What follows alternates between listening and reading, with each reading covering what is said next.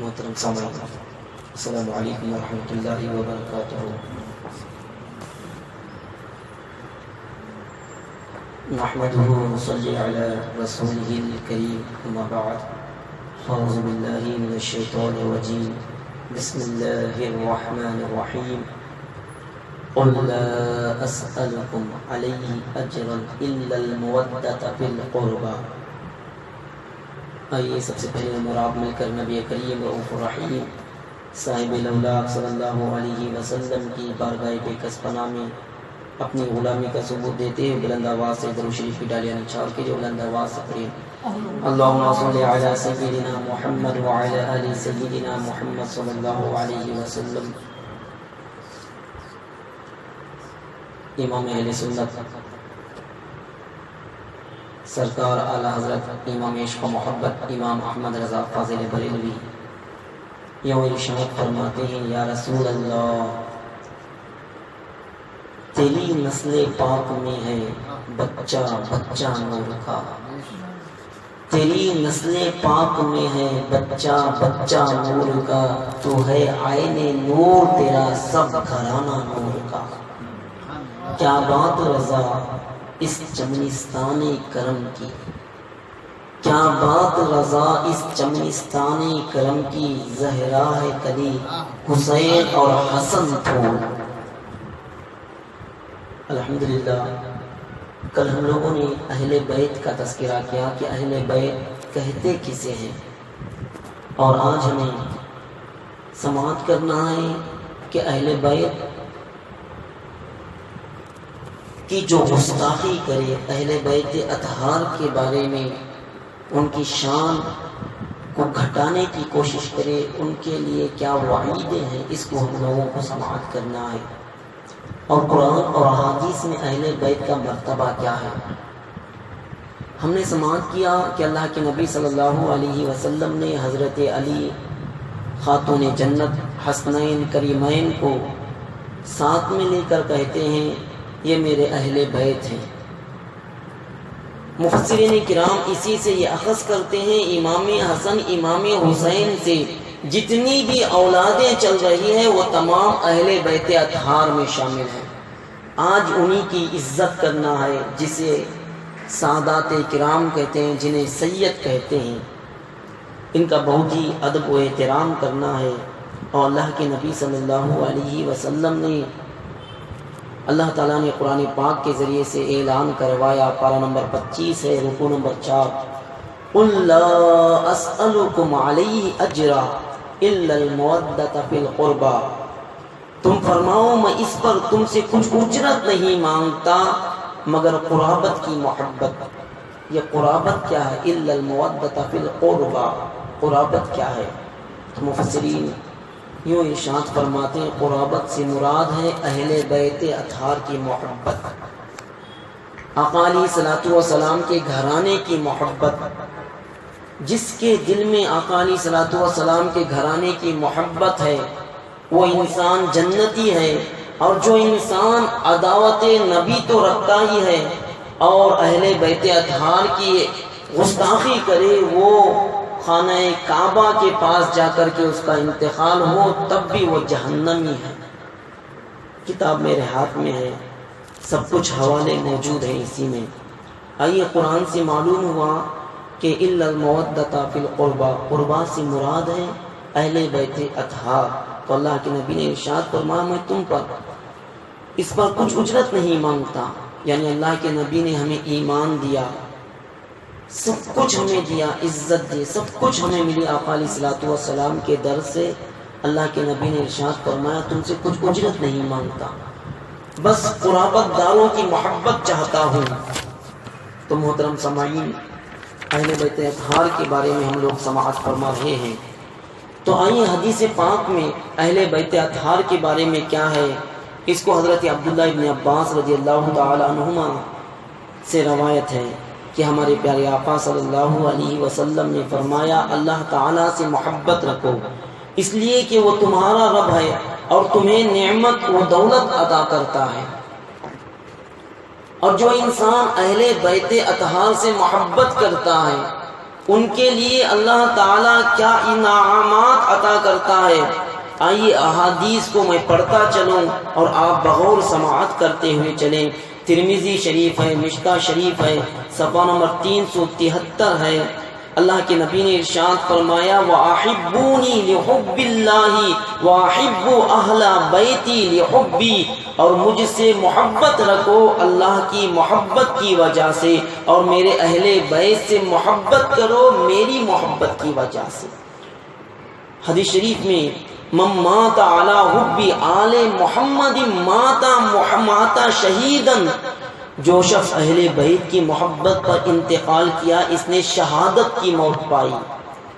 اور اللہ کے نبی نے ارشاد فرمایا الا ومن مات علی حب آل محمد مات مغفورا لہ، آگاہ ہو جاؤ جو شخص اہل بیت کی محبت پر مرا اس شخص کے تمام گناہ بخش دیے گئے۔ اہل بیت کی تعریف کی جا رہی ہے۔ اللہ کے نبی نے ارشاد فرمایا الا ومن مات علی حب آل محمد مات تائبا، ہوشیار ہو جاؤ جو شخص اہل بیت کی محبت پر انتقال کیا وہ توبہ کر کے مرا۔ سبحان اللہ۔ پھر اللہ کے نبی نے ارشاد فرمایا الا ومن مات علی حب آل محمد مات مؤمنا مستکمل الایمان، آگاہ ہو جاؤ جو شخص اہل بیت کی محبت پر انتقال کیا وہ کامل ایمان کے ساتھ فوت ہوا۔ پھر اللہ کے نبی نے ارشاد فرمایا الا ومن مات علی حب آل محمد بشرہ ملک الموت بالجنت ثم منکرا ونکیرا، غور سے سن لو جو شخص اہل بیت کی محبت پر انتقال کیا اسے ملک الموت اور پھر قبر کے فرشتے جنت کی بشارت دیتے ہیں۔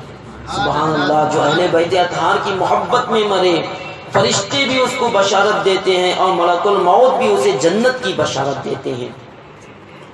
اور یہاں تک کہ جو اہل بیت کی محبت میں مرتا ہے اسے دلہا کی طرح، آئیے اس کی مثال دیتے ہیں۔ جو انسان اہل بیت کی محبت میں مرے اس کی فضیلت کیا ہے؟ اللہ کے نبی نے ارشاد فرمایا الا ومن مات علی حب آل محمد یزف الی الجنۃ کما تزف العروس الی بیت زوجها۔ ہاں سن لو جو شخص اہل بیت کی محبت پر انتقال کیا وہ شخص ایسی عزت کے ساتھ جنت میں لے جایا جائے گا جیسے دلہن کو دلہا کے گھر بھیجا جاتا ہے۔ سبحان اللہ۔ یہ احادیث ہم لوگ سماعت کر رہے ہیں۔ اللہ کے نبی نے فرمایا پھر الا ومن مات علی حب آل محمد فتح له فی قبرہ بابان الی الجنہ، یقین جان لو جو شخص اہل بیت کی محبت پر انتقال کیا اس کی قبر میں جنت کے 2 دروازے کھول دیے جاتے ہیں۔ سبحان اللہ۔ پھر اللہ کے نبی نے ارشاد فرمایا الا ومن مات علی حب آل محمد جعل اللہ قبرہ مزار ملائکۃ الرحمہ، اچھی طرح جان لو جو شخص اہل بیت کی محبت پر انتقال کیا اللہ تعالی اس کی قبر کو رحمت کے فرشتوں کے لیے زیارت گاہ بنا دیتا ہے۔ سبحان اللہ۔ جو اہل بیت اطہار کی محبت میں مرے اللہ تعالیٰ اس کی قبر کو رحمت کے فرشتوں کے لیے زیارت گاہ بنا دیتا ہے۔ رحمت کے فرشتے کہاں؟ اور جو انسان اہل بیت اطہار کی محبت میں مرے وہ کون انسان ہوتا ہے؟ وہ اہل سنت والجماعت سے ہوتا ہے۔ الا ومن مات علی حب آل محمد مات علی السنت والجماعہ، آگاہ ہو جاؤ جو شخص اہل بیت کی محبت پر انتقال کیا وہ شخص مسلک اہل سنت و جماعت پر فوت ہوا۔ سبحان اللہ۔ تفسیر کبیر ہے، جلد اول ہے، صفحہ نمبر 390 ہے۔ برکات آل رسول ہے، صفحہ نمبر 223 ہے۔ ان حوالوں سے ہم لوگوں نے آقا علیہ الصلوۃ والسلام سے اہل بیت اطہار کے بارے میں سماعت کیا کہ اہل بیت اطہار کی انسان کو محبت کرنا ہے۔ اور آئیے جو انسان اہل بیت اطہار سے محبت کرتا ہے، سیدوں کا احترام کرتا ہے، سعادات کا احترام کرتا ہے، ان کے لیے اللہ تعالیٰ کیا ثواب عطا کرتا ہے۔ برکات آل رسول ہے کتاب کا نام، صفحہ نمبر 262 ہے، 60 پر 2 ہے۔ جو شخص آل رسول کی خدمت کرے ہر سال اسے حج کا ثواب ملتا ہے۔ شیخ اکبر سیدی محی الدین ابن عربی اپنی تصنیف الاخیار میں اپنی سند متصل سے حضرت عبداللہ بن مبارک رضی اللہ تعالی عنہما سے روایت کرتے ہیں۔ انہوں نے کہا کہ مجھے معلوم ہوا کہ یہ قافلہ بغداد شریف آیا ہے، میں نے ان کے ساتھ حج کے لیے نکلنے کا ارادہ کیا کہ ان کے ساتھ حج کے لیے نکلوں، حج کے لیے سفر کروں۔ جب انہوں نے یہ سوچنے کے بعد 500 دینار لے کر کے باہر نکلتے ہیں حج کی تیاری کرنے کے لیے، حج کے ساز و سامان خریدنے کے لیے راستے میں نکلتے ہیں تو ایک عورت کو دیکھتے کیا ہیں، 500 دینار لے کر اپنے دامن میں ڈال لیے اور اپنے گھر سے نکلتے ہیں۔ ایک عورت ملتی ہے، ایک عورت اپنی درد مندانہ کہانی سناتی ہے، اے بزرگ میرے چھوٹے چھوٹے بچے ہیں، میں بہت بھوکی ہوں، 4 دن سے کھانا تک نہیں کھائی ہوں، میں سید گھرانے سے تعلق رکھتی ہوں، میں بہت پریشان ہوں، میری پریشانی کے لیے دفع کے لیے دعا کیجیے، میرے لیے کچھ امداد کیجیے۔ تو محی الدین ابن عربی نے جو 500 دینار تھی وہ 500 دینار کو اس عورت کو دے دیتے ہیں اور دل میں سوچتے ہیں یا اللہ میں امسال حج کرنے کا ارادہ تھا لیکن میں امسال حج نہیں کر پاؤں گا، یا اللہ اگلے سال انشاءاللہ ہو سکے تو میں حج کر پاؤں گا۔ تو محترم سامعین کرام حج پر جا نہیں سکے۔ جب لوگ حج کو جا کر کے حج سے روانہ ہو گئے تو ان کے دل میں خیال آیا کہ میں جا کر کے جو حجاج کرام تشریف لائے ہیں ان سے ملاقات کروں اور ان کا حال دریافت کروں۔ تو محترم سامعین کرام یہ محی الدین ابن عربی یہ بزرگ کامل جاتے ہیں، پوچھتے ہیں آپ کا حج مبارک ہو، اللہ تعالیٰ آپ کو حج مبرور نصیب کرے، اللہ آپ کے حج کو قبول کرے۔ تو انہوں نے جواب دیا آپ کو بھی حج مبارک ہو۔ تعجب کرتے ہیں، ایک سے بہت سارے لوگوں سے ملاقات کرتے ہیں جو قافلے کے ساتھ روانہ ہوئے لیکن یہ روانہ نہ ہو سکے، جو درہم تھے جو دینار تھے وہ غریب عورت میں تقسیم کر دیے تھے۔ تو محترم سامعین کرام بہرحال انہوں نے تعجب کیا، سب لوگ یہی کہتے ہیں کہ آپ کو بھی مبارک ہو، آپ نے حج کیا، اللہ آپ کے حج کو قبول کرے۔ جب رات میں سوتے کیا ہے، سونے کے بعد ان کی قسمت انگڑائیاں لیتی ہے، آقا علیہ الصلوۃ والسلام کا دیدار ہوتا ہے، حسین مکڑا دیکھتے ہیں، پیارے نبی صلی اللہ علیہ وسلم کی حسین و جمیل و نورانی صورت کا دیدار ہوتا ہے جیسے اللہ کے نبی کا دیدار ہوتا ہے۔ اللہ کے نبی صلی اللہ علیہ وسلم پوچھتے ہیں اے محی الدین ابن عربی تم تعجب کرتے ہو کہ میں حج کے لیے روانہ نہیں ہوا، حج نہیں کیا، لیکن لوگ میری تعریف کر رہے ہیں، جب لوگ مجھے مبارکبادیاں دے رہے ہیں کہ آپ کو مبارک ہو، آپ نے حج کیا ہے، اللہ آپ کے حج کو قبول کرے۔ تو اللہ کے نبی صلی اللہ علیہ وسلم نے ارشاد فرمایا اے محی الدین ابن عربی اللہ تعالیٰ کو یہ تمہاری یہ ادا پسند آئی کہ تم نے حج کے لیے روانہ ہونے کے لیے ساز و سامان کے لیے نکلے تھے، خریدنے کے لیے نکلے تھے، لیکن ایک سید زادی میرے گھرانے والی کی تم نے مدد کی ہے۔ اللہ تبارک و تعالیٰ نے اسی مدد کے طفیل تمہاری صورت کا ایک فرشتہ پیدا کر دیا ہے، وہ ہر سال وہ فرشتہ حج کرتا رہے گا۔